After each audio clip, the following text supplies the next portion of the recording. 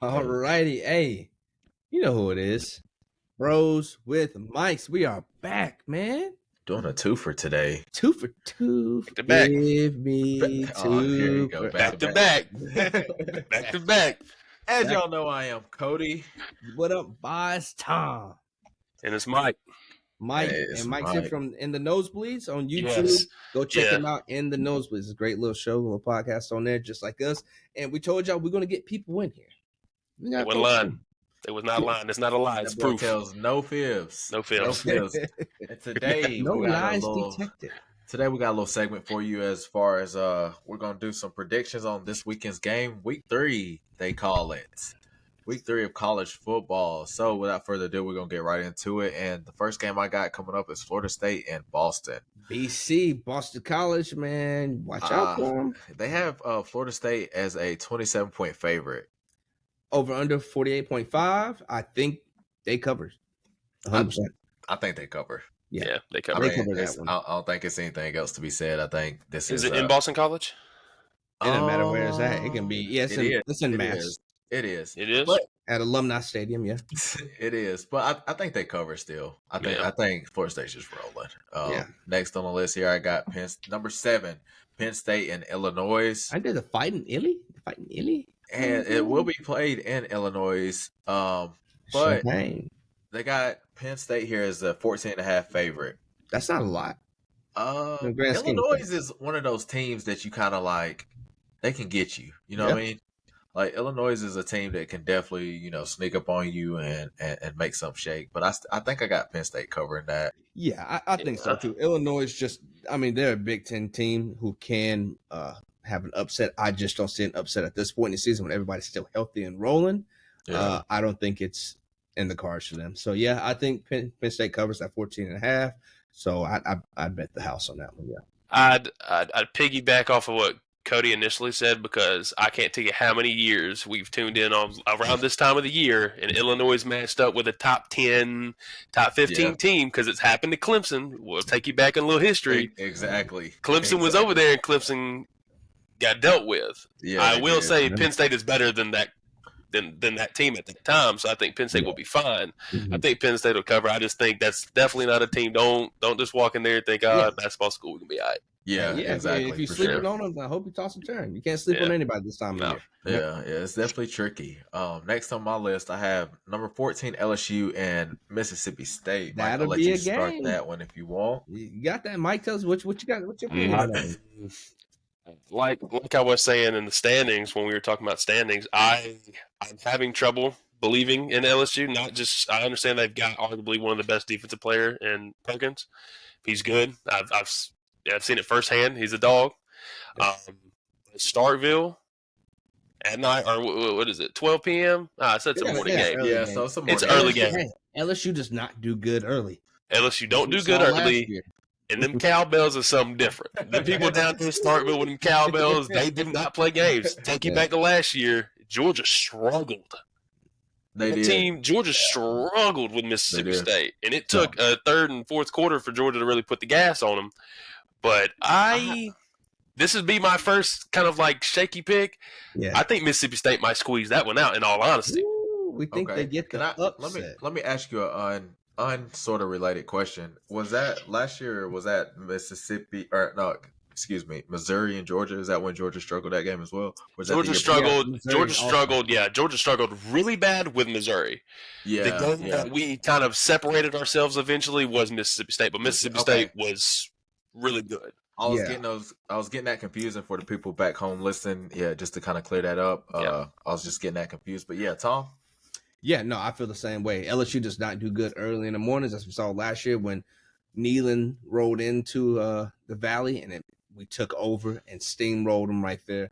So if Mississippi's going to do it, that's the perfect time they do it because LSU at night, home or away, it's hard to play them boys, man. They get some energy when that Bayou Bengals start coming out. They get some energy in them. So your pick for this game? Upset. Mississippi State. Alert. So we have two Mississippi State picks, and I'm gonna go with LSU. I think LSU handles this game. Yeah. I think that Brian Kelly gets them back on the right track. I can see Mississippi State taking this one. just because, Mississippi State is not a team to be taken lightly as well. I think they're better than Illinois, of course, but I think that's one of the teams that you have to prepare well for, or you will bite the dust at the end of the day. This next pick that I'm kind of excited for. I got 15 Kansas State and Missouri. Missouri, Now, SEC. Missouri just picked up as of now. If Oklahoma has something to say about it, but they just picked up the number 1 pick in this 24 cycle. They look good. They were excited to get him. Man, they're on their high horse right now. They only have Kansas State as a four point favorite. I don't know about that spread because it might be a field goal type of game. Yeah. I think the winner wins by more than 4. I think it'll be like a 17-14 type of game, or maybe a 17-21 type of game. So are you taking an under with 47.5? I'm taking under on that one. Missouri's not a high scoring team. Neither is Kansas right now. I take that under. I feel that. It's just it's so hard to pick these college teams because what if you come out and the defense is underprepared and they're flying and they're just rolling pick sixes and they're everything like damn, what happened at that point? It's like where's the defense? And we've seen that with multiple times with teams not having the best offense, but the defense is just they left it on the bus that day. Yeah, but I guess my pick for that game would be Kansas State. I'm not confident in that at all. Though. Yeah, I'm not confident. That's why I don't know who I think will win. I think it'll be a good game. But if we have to pick just for the sake of picking, I say Missouri early because Missouri doesn't usually start doing bad till late in the season. So I think Missouri early. You said it traditionally. Yeah, traditionally they'll do all right at the beginning, and late is when they start fumbling the bag. So I take Missouri. But I wouldn't bet on it. I just, I take Missouri type deal. Okay. Yeah, a betting man, I'm not touching this game at all. I wouldn't touch it with anything because that's just a scary game because you just can't tell what the temperature's like with either of the teams because Kansas State coming off of Columbia. That's why I'm leaning more to the Missouri side just because of the setting. Because I mean, like we were just talking about when you were talking about with Georgia and the 2 games they struggle with. Playing at Missouri, I know this is an early game. Playing Missouri at night is also terrifying. People might laugh at that, but it's terrifying. No, it really is. When they was in the Big 12, like they would always give Bob Stoops Oklahoma fit. So I mean, Missouri used to be a team that you have to deal with. You have to when you go into their stadium, it's nothing to be taken lightly. Like they come to play. Yeah, we ain't gonna pretend like this ain't a low key rivalry right there. That Missouri Kansas border, that Kansas City border right there. Pretty close to each other. It's low key a rivalry game between the two. I mean, Missouri and Kansas is a bigger rivalry. Kansas State, Missouri is still a. That's hometown. A good point. That's a good point. Does anybody know the last time that these 2 teams played? I know Kansas, Missouri play a lot, but we'll see. What's the record between Kansas State, Missouri? If you want to, I'm just kind of I'm just kind of curious. We'll come back to that. Next, I have I think it'll be a quick one. I think we can all kind of agree on this. Central Michigan, Notre Dame, number 9, Notre Dame. Notre Dame 34.5 favorites. I'm taking Notre Dame on this pretty easy. Cover the spread. I think so. Mm-hmm. I don't know. I probably wouldn't say cover the spread, but I think they win this. Yeah. It depends on what team shows up. Yeah. Because if you shoot your foot, I think someone said it earlier, it's any given Saturday. How Notre Dame has played the last 2 games, when that team gets on, it is going to get ugly really quick, in my personal opinion, if they don't shoot themselves in the foot. Now, if they go out there and they got to overload on penalties and they're just making, dumb mistakes, then I can see in the spread being at jeopardy. But regardless, Notre Dame is a freight train right now, and they look scary. Yeah. And I will say, if not to go too far ahead and back, Kansas and Missouri have a very storied history, almost 100 games played. Kansas State and Missouri, almost 100 games played. That's what I thought. Last time they played was 2022. Kansas steamrolled 40-12. Yeah. The time before that, they took a hiatus for a long time right there. 11. That's because Missouri came to the SEC, so it was 2011. But before that, they played every year. Okay, I remember hearing the commentator say this is the first game in like so many years last year. 12 years, because since they left and came to the SEC, they hadn't played. Kansas had a chip on their shoulders, like, y'all want to leave? You think you're better than us? And they wore them out last year. Oklahoma State. First time jitters, and they were at Kansas. Now they're at Missouri. So Missouri has something to prove, and it's a rivalry. A lot of folks' household probably headbutt on that one. So yeah. I wouldn't touch it with a 10-foot pole though. Want to pay attention to. So next on our list, we're playing in Sanford Stadium, Athens, Georgia. We have between the edges. We have number 1 Georgia against South Carolina. And Mike, I guess without further ado, I will take over from here, y'all. You sit back, grab a drink, relax, kick your feet up. All right. So initial thoughts: Spencer Rattler looks really good. He's got a lot to prove, but these last few games, even from the first game when they lost, which their coach, that's a different subject. We'll talk about him in a minute. He's pretty much carried. With all due respect, he has carried that team. Even in that loss against, who did they lose to first week? North Carolina, yeah. Mm-hmm. Even in that loss, he did his thing. He did his thing. I will give him that. So my one critique for that game, Georgia so far in the first 2 games, I understand we've played absolute cupcakes. Just coming from a Georgia standpoint, we've got to put pressure on them. Whatever scheme we're running, we've got to execute it at a top notch. The first 2 games, Georgia has recorded 1 sack. I mean, no team better than Georgia have blitzing the heck out of you, as we've seen in the past. Yeah, in the past and in history, with all these picks that we've got going in the NFL, we have always, when it comes to those front big dogs there, when it comes to linebackers and D-line, we have been filthy. Yeah. It is 2023 though, but it's not the same. Georgia. But we're definitely not the same Georgia. There's definitely different faces. Some of the same faces, just taking bigger roles. I think Georgia went. What's the spread? So right now they have the spread on that game as 27.5 Georgia. In Georgia, 3:30 kickoff. I know my fan base, and Kirby put a little bug in their ear and was like, there was some fans talking, South Carolina player talking about that ain't even the top 5 loudest stadium in the SEC, which I will revert back to the Tennessee man. How loud was it last year when y'all played in Sanford? Because what was it, 5 or 7, false starts or offside jump penalties? Because it was a lot. So I digress. Yeah, I digress.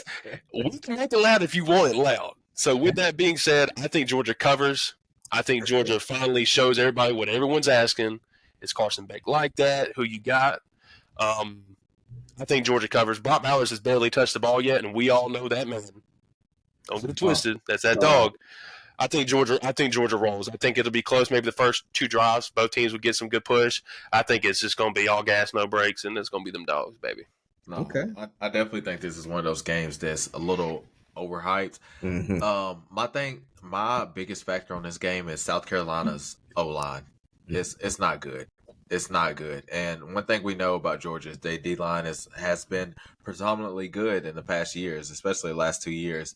So, and I don't think anything changes that. I think, these coaches get paid millions of dollars to figure stuff like that out, and they take it to you. They hit your weakest link, and they take advantage of that, whatever to get the win at the end of the day.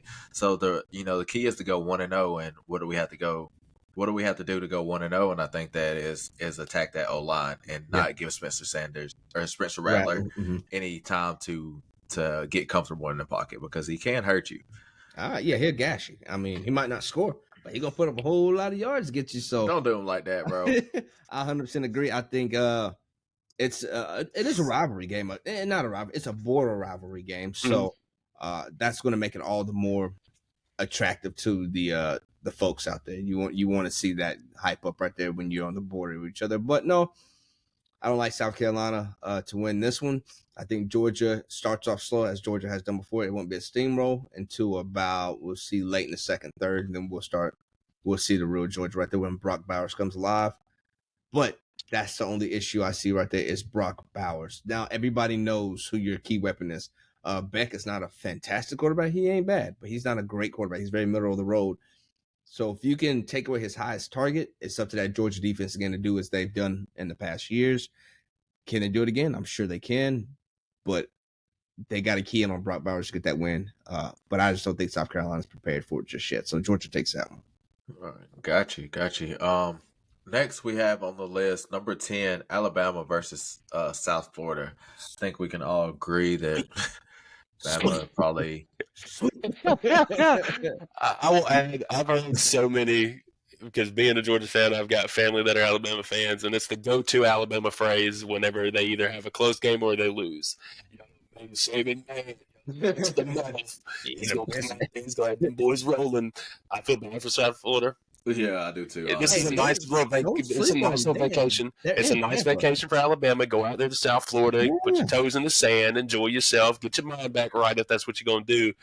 But let's be real here. This is Nick Saban's fiction to run the heck out of the ball, and it's going to get ugly. It's going to get ugly. Wow, as Jermaine said, run the ball. That's what they're about to do. What was you going to say, Tom? You said they're playing where? They're at Ray J in Tampa. And South Florida is not that they're a great team. They're a squirrely team. I went to a lot of the games when I was down in Tampa, and I watched them. They're a squirrely team, as Florida have seen and struggled a little bit against them in the beginning, and then they break out, of course. But they're a squirrely team, and then when they're in Raymond James, they get rowdy. So don't sleep on them. They're going to lose, but they are a squirrely team. Like, you try to catch them, it's like that pickle trying to get it. They're squirrely. So watch out, Bama.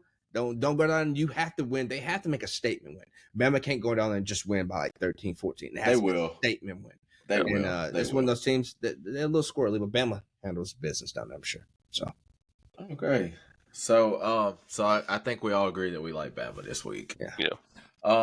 Next on my list, I have San Diego State and Oregon State. I think that's a little more tricky than what you would assume. Yeah, initially. San Diego State. I remember one of our bros. He used to live about that. He said they used to give away their tickets at McDonald's for free. Like, hey, man, just please come to the game. Like, just come to the game. We need people to pad. Just come to the game, yo. Like, they was giving them out at McDonald's Happy Meals for the kids. So they have made a big turnaround over the past 2-3 years right here. They're a team that you watch out for. Now, does Oregon State cover the 24.5?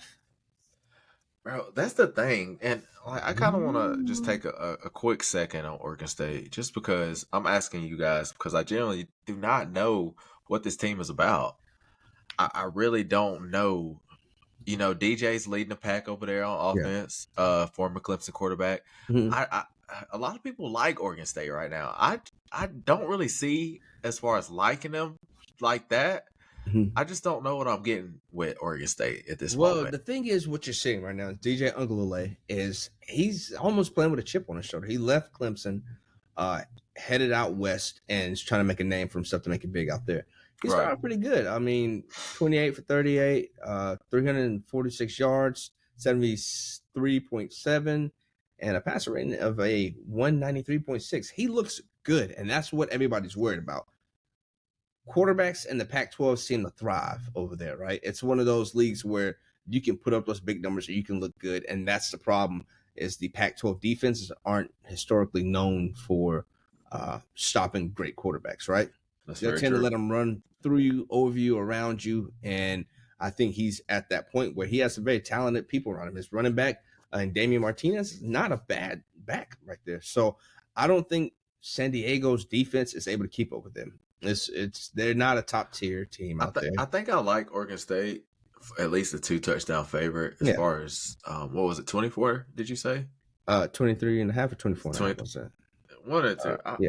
I can see it, but I really don't know with them.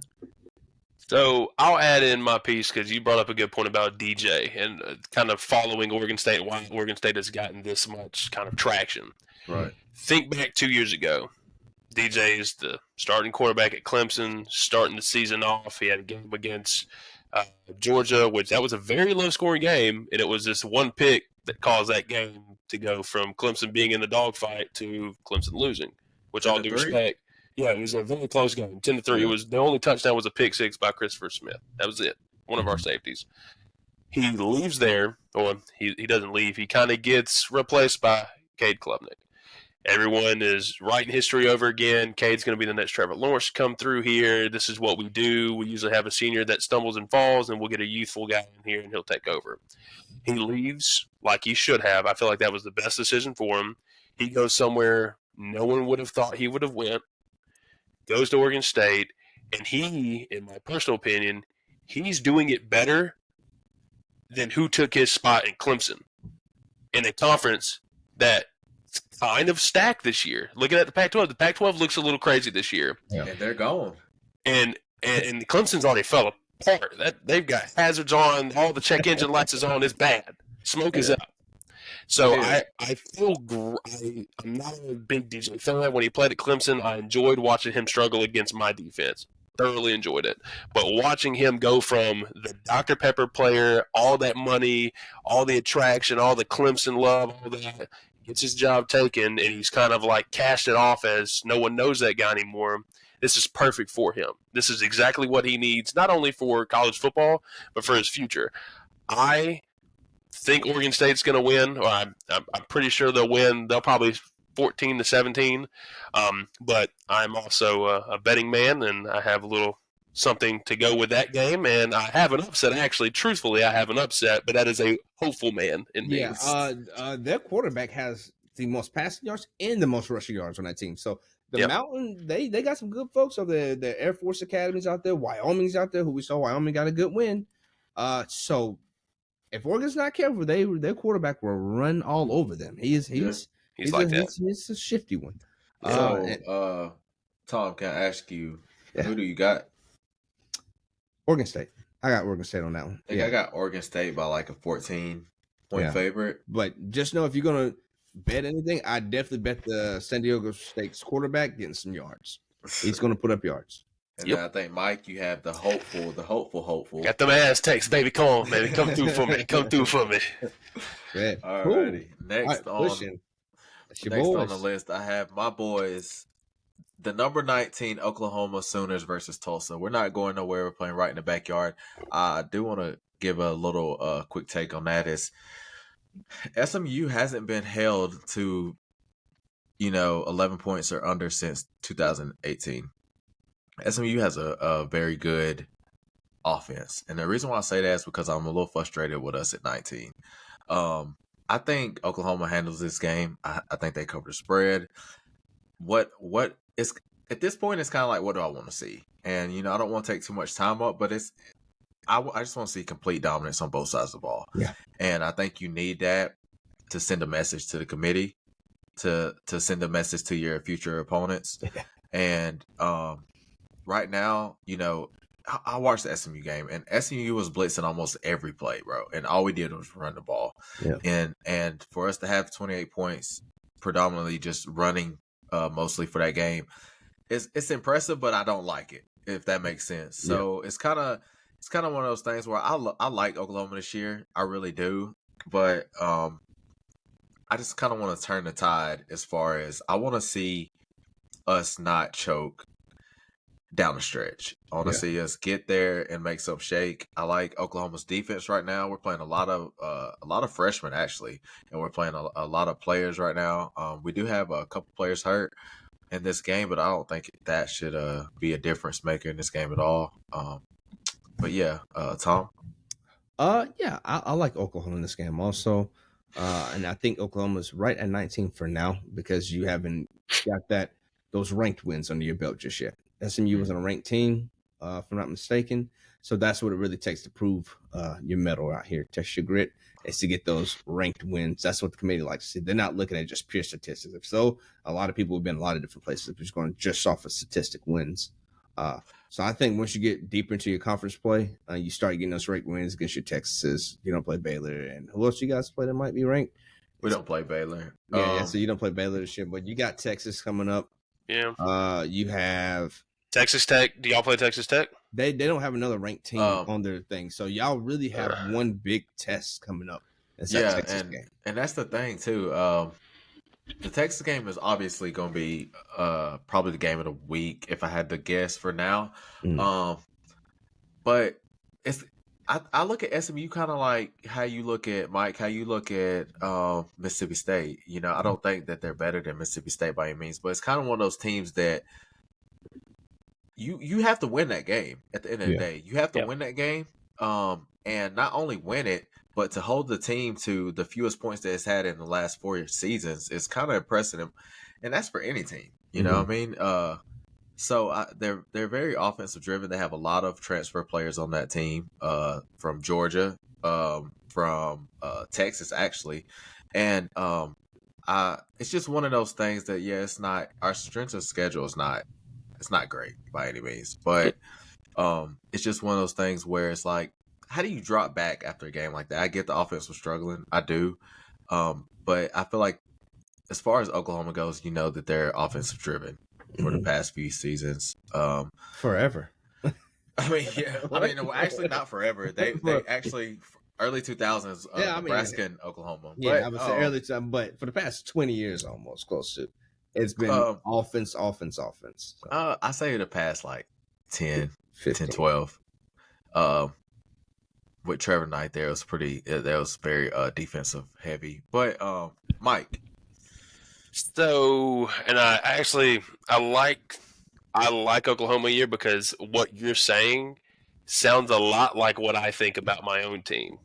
Right. You've got Dillon Gabriel, which I've caught a few bits and pieces of both games that y'all have played so far this year. Last week I watched a little bit more just because of how weird it looked and how just kind of awkward the game was. Man. I like y'all this game. I think this is your bounce back game. But I will say is, as a fan to another fan of a team that's kind of going through the same thing, it's easier. And I don't know if it was Tom or you that said it, it's better just to go ahead and get the struggles, get the close games out of the way within the first 5 weeks before you really get in the nitty gritty of your conference play, regardless of what their rank is or where you're at, who you got to play and what time you got to play them. Let's work the kinks out. Georgia's doing the same thing. Tennessee's doing the same thing. And it's obvious Oklahoma's doing the same thing. Yeah. Working our kinks out. I will say Dillon Gabriel looks good. I don't know how long. I feel like he's been there for ages. Or like college football in general? Yeah. Not only college football, but at Oklahoma. It's like, I feel like he's been there as long as Stetson Bennett was at Georgia. I was like, every time I click in, I keep seeing Dillon Gabriel on the sideline. And I'm like, this guy's got to be – when is he going to play? I don't know if y'all remember, but fun fact, do you remember when UCF went undefeated? He played on the 2016 UCF team. That is the thing that should blow your mind. Jeez. Yeah. Like, we look at Steady and Hendo. Hendo was a super senior. So COVID did wonders for people to get those 2 free years right there. So. Yeah. So, I mean, but yeah, man, like I said, I don't want to take too much time on Oklahoma. I like Oklahoma covering the spread. But we just got some things to clean up. Moving on, I got Minnesota. And let me say this, 2-0 Minnesota versus number 20, 2-0 North Carolina. North Carolina wins. Close. I think so. North Carolina is only a 7.5 favorite on this game. I only chose Minnesota over Nebraska because I knew Nebraska wasn't any good. Nebraska could have won that game. Yeah, but I didn't think they were going to, and I was right. I was right. You got lucky. No, I was right. I saw it. I read the tea leaves, and I saw it. Same thing with North Carolina. North Carolina's going to win this. Minnesota's I got them covering the spread. Yeah, that and plus. Yeah. I don't know about the 51 points over under, but I know for sure they'll cover that 7.5. Yeah. Not to dig too deep into it. Drake May's going to get the job done. I don't see Minnesota. Only thing that could have made a difference is if they was in Minnesota rowing the boats. That's the only difference. But they ain't in Minnesota. They ain't in Minnesota. They ain't in Minnesota. So next on my list, I have 21 Duke versus Northwestern. They have Duke as an 18.5 favorite. I don't know if I take that, but I take Duke winning. Northwestern hadn't been good since like 2016 when they made it to the Outback Bowl, if I'm not mistaken. So 15 maybe 15, 16. Yeah, I got Duke on that one. Duke on that one. Yeah. Next, I have 25 Iowa versus Western Michigan. They have Iowa as a 28.5 favorite. I hadn't really known Iowa to have like the greatest offense, so I don't know if I'll take a 29 favorite, I guess you say. Western Michigan ain't finna do too much against them. No, they ain't gonna do too much. So I dare say it's a blowout because they got to get prepared for the next week. I think Iowa puts up like 32. Yeah. Okay. Yeah. So Tom likes for Iowa to cover in this game, Mike. Yeah, I've got Iowa. I will say I kind of, when it comes to how Iowa plays, when I think of Iowa, and I think I've watched a video or two, and y'all said it. They got them corn-fed boys out there. Them's is the big boys right there. So when it comes to in the box, I think Iowa is going to be. It's going to be so obvious. There's a mismatch there. I don't see Western Michigan doing much, but maybe 10 points at best, and it's just going to get downhill from there. I think Iowa dominates this game. So just like the next game, we have 6 Ohio State versus Western Kentucky. They got shiny helmets. And that's about it. They do have shiny helmets, don't they? Bro, Yeah. they are very shiny. They're gonna blind you, but they ain't gonna score a lot. They're gonna blind you. Playing in Ohio, they have them as a 29.5 favorite. I like Ohio State probably. That offense ain't fantastic. I know, bro. That's what I'm saying. Like, I really don't know if I want them to cover the spread. I don't know about that. The offense just ain't. I like Ohio State's defense, though. They got a good D line. But Harrison I feel bad for him. I think this is his coming out party of this year. If I'm jumping in and saying anything, you think last game was? How many? What did he do last week? What did Marvin Harrison do last week? Like maybe a touchdown or two? Two touchdowns. Like 100 and something yards, 170 yards. Yeah, he put up stats. I think home. I think this will be off the rip. I think he scores at least 3 this game. 3 tutties. Yes, he's still on. Let's recall before 3 weeks ago, he was up there on that Heisman list. Yeah, he was up there for a reason. But is Kyle McCord that dude though? That's what you got to worry about. That's the one thing against complimentary opponents. I don't think they're gonna be like that. You gotta think this too, Lo. A lot of times when you have a good receiver like that, it's what F it. He down there somewhere, right? At the end of the day, Tyler D-Hop, he's down there somewhere. He's down there somewhere. So I mean, you don't have to be the best to throw to a guy like that. You know what I mean? At the end of the day, but I do have them holding this game down. Next we have on Peacock, I might add number 8, Washington versus Michigan State. Michigan State. Ooh. Tom, I'll let you start this one. All right, Washington, Michigan State. You know, Michigan State is kind of in a weird position right now. Now, do they take their situation and let it affect them on the field? With your coach being inoperative right about now, I don't know. Washington is a great team right now, and they're really rolling. But Michigan is historically known to get some sneak wins in there on a few people, especially Big Brother Michigan. So does Michigan take this and run and just, hey, we got a new coach. We're going to put that behind us, put that on the back burner, not worry about that situation. Don't let it affect us. We're here for our coach. But it's next man up, and we still got games to win, right? So do they take that and the OC and the interim and make something shake? Maybe. I like it. I like it for an upset. I don't know. I think where they playing at, and they're playing in Michigan, and they're playing at Michigan State. Ooh. I think those fans got to come in there. If the fans show up and show support for your team, not just, hey, that coach made a horrible decision, whatever's going on in the situation, we don't care about y'all. But if they show up and support their team, get loud, get hyped, you never know. It's one of those 2-3 overtime type games. I like Washington in this game just because Washington's rolling right now. Michigan State is, how can I say it? They're a team like that you don't sleep on. Michigan State can be a great program at times. But just for me, I like Washington's rolling. And I think this is their kind of like true test so far. I mean, of course, they're going to have probably better opponents coming in the future. But as of right now, I think Washington sends a message to the committee, sends the message to the Pac-12, and lets people know, hey, we're here. I'll say first off, Tom, you stole my play. That was my play. I had that ready to load up. I was prepared to just spit it out that way. You completely stole it, so I got to go audible here. Washington State does look good. Penix, that quarterback, I think he's been there for like maybe a year, kind of getting into the system, figuring things out.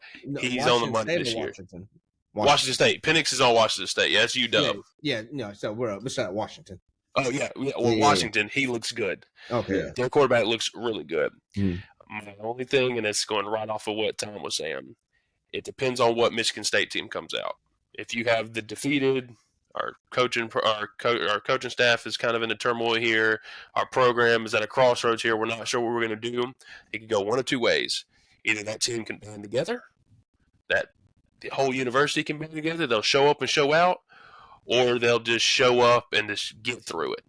Just walk in, all right, we got to clock in, let's get this day over, and let's just figure out how we're going to get to the next day.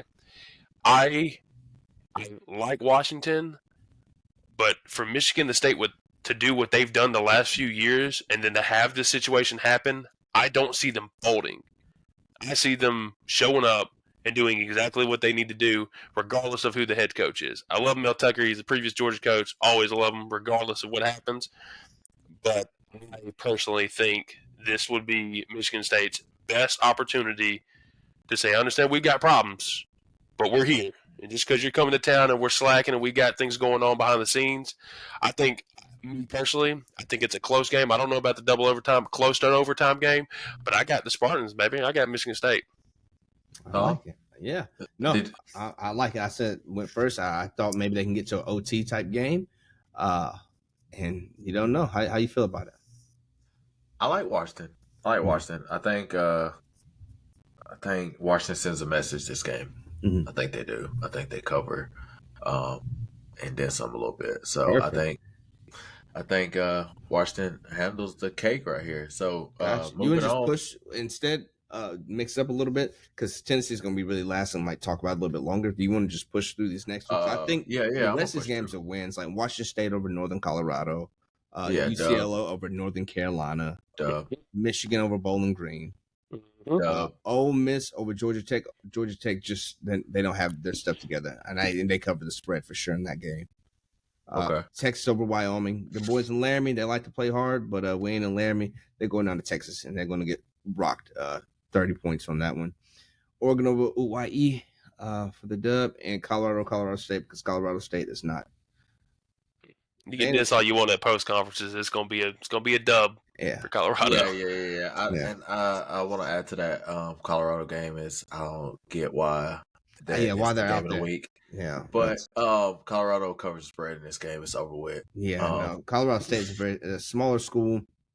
Shout out to them though.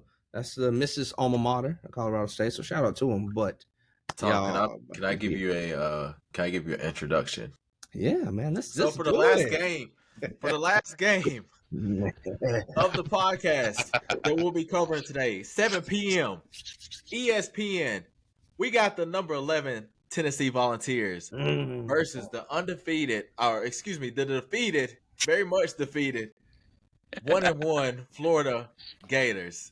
We got Tennessee coming in as a 6-point favorite. Tom, what's happening? Man, you know what's up. You know what's up, man. We're about to come in there. Oh my gosh. All right, that's the end of the podcast. Nah, man. We're coming in there and we are about to rock and roll, man. Joe Milton, I'm gonna say it now. This is Joe Milton's breakout game.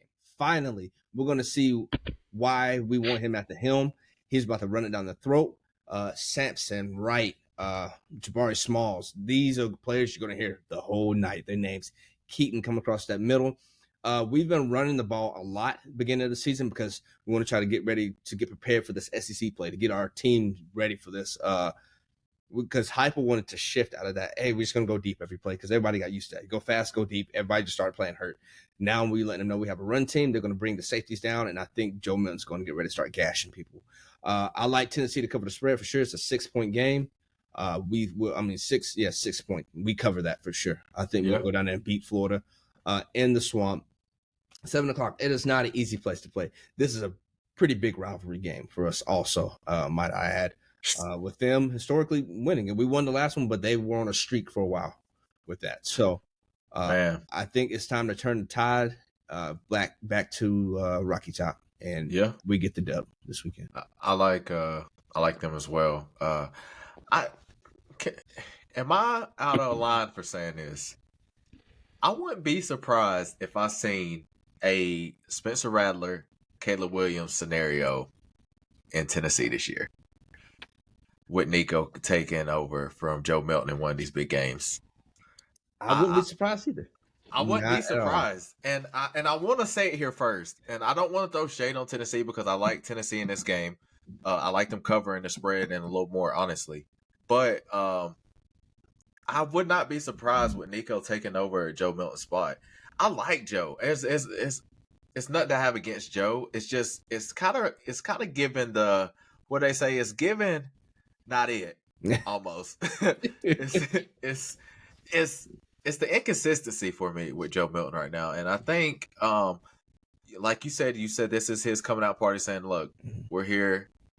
I'm the quarterback and I'm going to be your number one. Yeah. I would like to see that personally. I'm rooting for Joe Milton, honestly, but I would not be surprised with Nico taking over some point in this season. Yeah. I'm going to tell you what, and before I let you go, Mike, in a second, I'm going to good? tell you who's going to be your player to watch this game, right? This is going to happen. It's going to be a back and forth offense. It's going to look good on offense. We're going to finally shut down Trevor Etienne, who's going to try to run up the middle.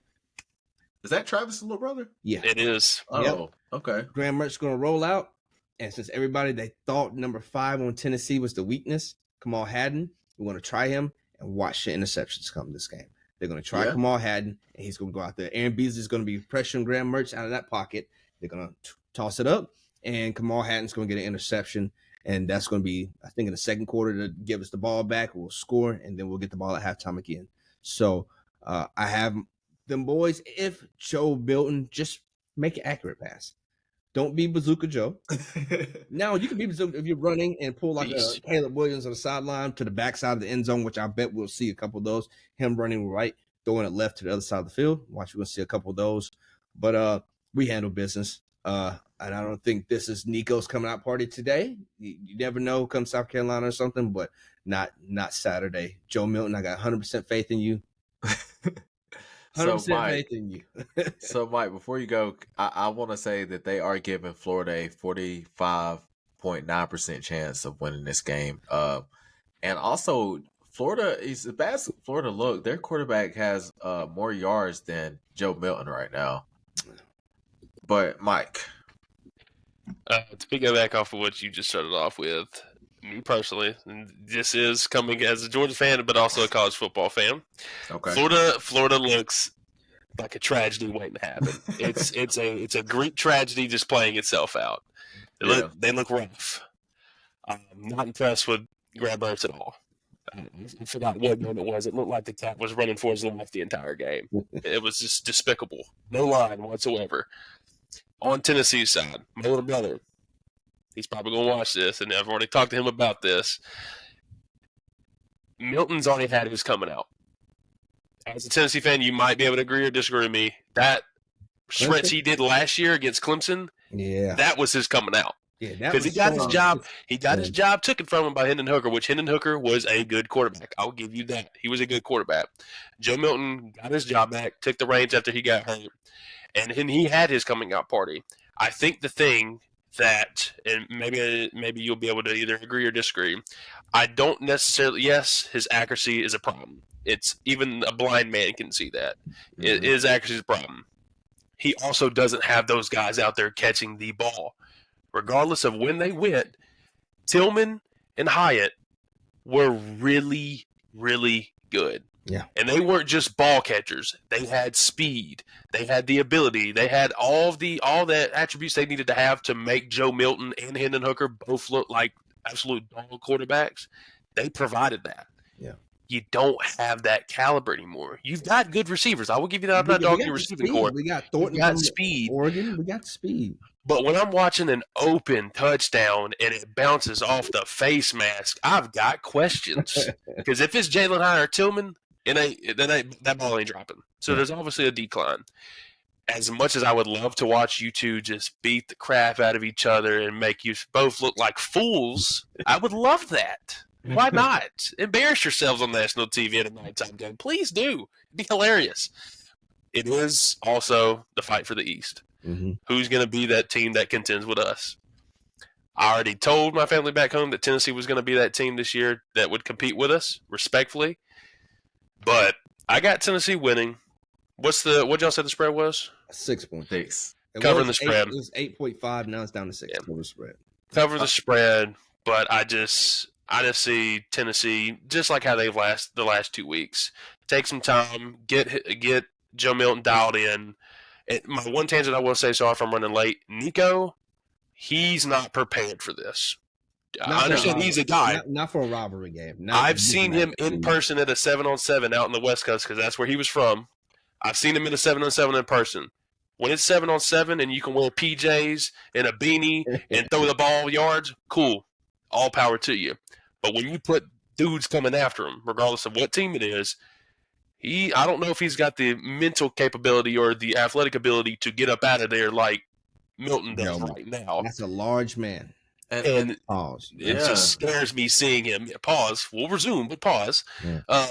That I just don't see him being able to just jump into that role and be as good as everyone expects him to be, just as off of highlights. Yeah, I don't either. I'm not real big on Nico either, honestly. If I'm he needs to gain some weight. He got to put about 20 pounds on. I could put him on a dietary plan, but dang boy, he needs to eat. He is 6'6", like 190, 205. And I look at Nico, and he can sling the rock, but what?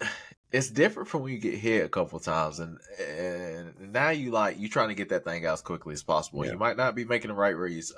It's hard to play quarterback, but wrapping that up. Did anybody want to add anything else? No, I just want to say it's Gatorhead of the week. I don't like Florida. I don't like Georgia. I can't stand Alabama. But this weekend, I can't wait to go to the swamp and start this streak again. So we're 1-up, going 2-up. And that's it for me. We are Bros with Mics. I am Tom. I am Cody. Mike, we got to have you back, brother. Hey, we got to get you back in, man. Thank you so much, everybody who's watching. Make sure we hit up Mike, too, from the Nosebleeds on YouTube. It's a great show, great podcast on there. Again, thank you so much for your time. We know it's a long one, but we have to get those opinions out there, get those numbers out there. Take some time for y'all to listen to this. Again, Bros with Mics on the socials, you see. We got them at the top, the bottom. Follow us on all of those. And thank you so much for watching, everybody. Like, comment, share with your folks. Put that alarm on. Catch the next one when it comes up. Peace. That's it. Good stuff, y'all. Good stuff.